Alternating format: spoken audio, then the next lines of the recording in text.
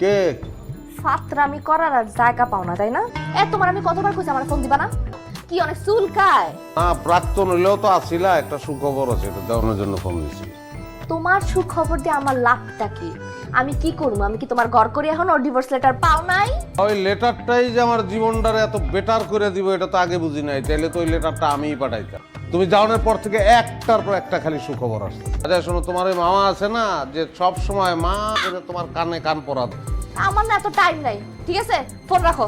রাখুন কেন? শোনো, প্রমোশন হয়েছে আমার, বাসা লইছি 2000 স্কয়ার ফিট, অফিস থেকে গাড়িও দিছে একটা। আমার খুব কষ্ট লাগে, এগুলো তো আমার চাওয়া ছিল না, এগুলো তো তুমি চাইছিলা না। সাপা সাপা মারনের জায়গা পাইতেছো না? না যা বলতেছি সত্য কথা। আচ্ছা এগুলো আমার গুণা লাভটা কি?